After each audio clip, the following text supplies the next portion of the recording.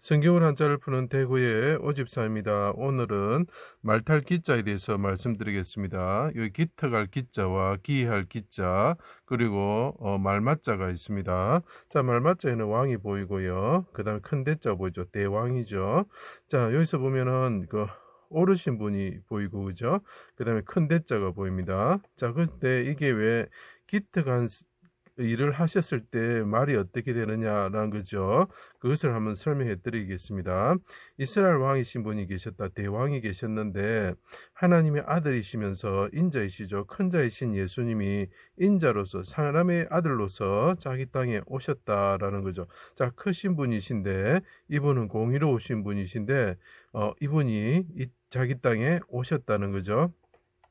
자, 여기 보면은 이 왕은 공의로우시며 구원을 베푸시며 겸손하셔서 백마를 타지 않으시고 나귀의 새끼를 타시며 예루살렘에 입성하신 분이다. 좀 기이한 특이한 그죠? 기이한 일을 하신 거죠. 자, 이분이 왕이신데 성경에는 계속 이야기하고 있습니다. 자, 왕이 오는데 그분은 말을 타지 않고 나귀를 타고 오신다. 겸손하게 나귀를 타고 오신다. 말 타시는 분이 아니다는 거죠. 자, 왜 그렇게 하느냐면 말과 병거를 의지하지 않으시기 때문에 그렇습니다. 말과 병거를 의지하는 자들의 병거와 말의 힘줄을 끊으시는 분이시다. 그래서 다윗 대왕과 여호수아를 보면 말의 힘줄을 끊어버립니다. 그 사람은 이 땅에 오셔가지고 좀 기이한 일을 하시는 거죠. 이 땅에 오셔가지고 하나님의 말씀대로 이스라엘 왕은 말을 의지하지 마라, 말을 많이 두지 마라. 그 말을 이루시기 위해서 그분은 말을 타지 않으시는 분이 되시는 거죠. 이 땅에 겸손하게 속죄 양으로 나귀 새끼를 대속하는 속죄 양으로 오시게 되는 분이라는 것을 나타내는 거죠. 그래서 나귀 새끼를 타고 오시는 속죄 양이라는 것을 보여주고 있습니다. 이 나귀와 같은 자들을 대신하여서 그분이 속죄 양으로 오셨다 이렇게 표현한 거죠. 나귀는 이스라엘 백성을 뜻하겠죠. 그래, 그분이 어떻게 됩니까? 속죄양으로 오셨을 때에 이방의 화평을 전하려 오셨다. 그래서 이방과 유대에 막힌 담을 허시는 분이 되셨죠.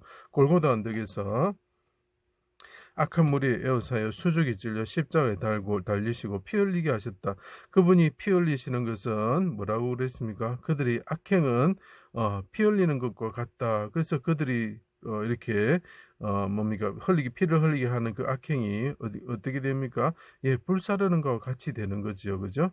영적으로 병고와 말탄 자들이 에워쌌다. 자, 이게 무슨 말이냐? 큰 분이 오셨는데 십자가에 달리셨다는 거죠. 갈고리에 달리셔가지고 크게 소리 지르셨을 때에 영혼을 속건 제물로 드리는 기특한 일을 하셨을 때에 그분이 어떻게 됩니까? 어둠이 임하는 해가 빛을 거 어둠이 임하는 기이한 일이 일어났다. 땅이 진동하면서 휘장이 둘로 찢어지고 무덤에 자던 자 일어나서 거룩한 성에 들어가는 기이한 일이 일어났다라는 거죠. 그때 우리가 상상을 좀 해보셔야 됩니다. 영적으로는 대적의 마귀의 병거와 말을 탄 자들이 에워싸고 있고 육체적으로도 그 로마 군병들이 말을 타고 창을 들고 옆에 서 있는 거죠. 그 위에 역사는 귀신의 영들, 마귀의 영들도 눈으로 보셔야 됩니다. 자, 구원자 메시아와 그 백성을 죽이고자 하였다. 자, 이것은 어디서 볼 수 있냐면 홍해의 모세를 보시면 됩니다. 그리고 도단의 엘리사를 보시면 됩니다. 대적의 바로의 군대가 말을 타고 와서 에워싸고 있고 도단의 아람의 군대가 와서 에워싸고 있습니다. 애굽의 군대는 서울의 군대를 뜻하는 것이고 아람의 군대는 하늘의 군대, 귀신의 군대를 말하는 거죠. 해가 빛을 잃고 어둠이 임할 때에 물의 흑암과 빽빽한 구름이 임하였다라는 걸 뜻하는 거죠. 그 빽빽한 구름 가운데, 불 가운데 하나님께서 임하시는 거죠. 불말과 불병거를 타신 하나님이 임하셨다라고 표현할 수 있습니다. 그래서 구름 가운데 보면 성막의 구름 가운데 어떻게 됩니까? 불이 있다 이렇게 표현하고 있죠. 자, 땅이 진동하고 기이한 일이 일어났죠. 그분이 오르신 분이 하나님께 의인이 하나님께 크게 부르짖을 때 땅이 진동하고 바위가 터지고 그 다음에 어둠이 임하고 그죠? 그 다음에 휘장이 둘로 찢어지는 기이한 일이 일어났을 때에 그 땅이 진동하면서 여러 나라가 전율을 하게 되는 거죠. 그때 하나님께서 말을 타시고 임하시는 거죠. 기병과 같은 큰 군대 진영 앞에서 공의로우신 이스라엘의 병거와 마병 대신 하나님이 임하실 때에 의로우신 예수님이 용사처럼 크게 부르짖으셨다는 거죠. 내 영혼을 아버지 손에 부탁합니다. 영혼을 속건제물로 드립니다. 나는 유월절 어린 양입니다. 속죄 양입니다. 나와 내 백성을 구원하여 주십시오 하고 그분이 그 백성들을 구원하기 위해서 그분이 십자가에서 죽으시면서 어려우신 분이 하나님께 크게 부르짖으면서 큰 자가 하나님께 부르짖으시면서 그분이 운명하시게 된 그런 기특하다는 거죠. 자, 그 대적의 군대들이 말을 타고 왔고 하나님의 군대들이 또 말을 타고 임하실 때에 어떻게 된다고요? 그분이 기특하게 하나님께 부르짖으셔서 구원하여 주십시오. 이렇게 이야기하죠. 그러면 어떻게 됩니까? 백성들은 구원을 받고 대적은 멸하게 되는 거죠. 말탄 대적들은 멸하게 되는 거죠. 자, 거기서 성경에 나와 있습니다. 자기 백성들은 구원을 받고 대적의 장자는 죽음에 이른다. 유월절 어린 양이 그 제사를 지낼 때 어떻게 됩니까? 그분이 기특한 일을 하실 때에 자기 영혼을 들여서 속건제물로 드릴 때에 어떻게 됩니까? 대적의 장자가 죽는다는 거죠. 그것이 유월절 사건이고 그것이 십자가 사건입니다.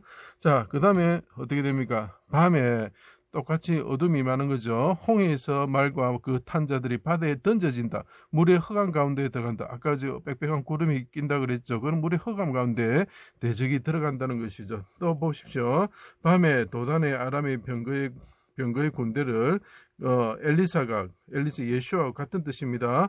자, 예수님과 같은 뜻이죠. 불말과 불병거가 어떻게 둘러싸 가지고 그 군대를 그들을 눈이 캄캄하게 하죠. 흑암 가운데 들어가게 한다 이런 뜻이 됩니다. 아람의 군대는 하늘에 그 귀신의 그 마귀의 군대를 뜻하는 의미하게 되는 거죠.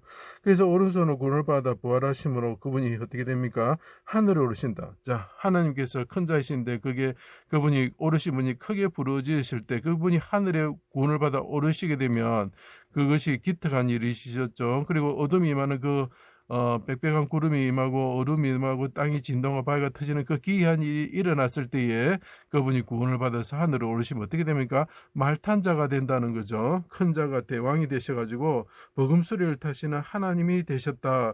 그래서 요셉과 모르드게가 보면은 병거를 타고 말을 타게 되는 것입니다.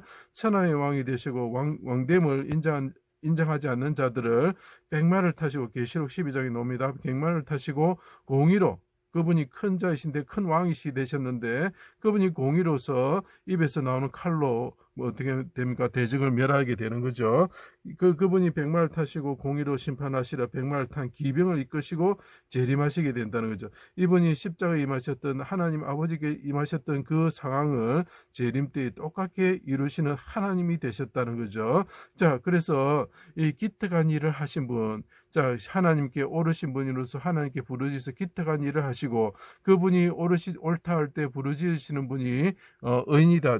군인들이 의인이다. 말탄 사람들이 말하기를 이 사람은 의인이다 하고 백부장이 말할 때에 그분이 하늘에 오르셔가지고 하나님이 되셔가지고 요셉처럼 버금수레를 타시는 분이 되시면서 나중에 우리를 심판하러 백마를 타고 오시고 그 입술에서 칼이 나와서 대적을 멸하시는 분이 되신다는 거죠. 그래서 이것이 말탈기, 우리가 기병할 때 기자가 되는 것입니다. 제 강의를 들어주셔서 감사합니다.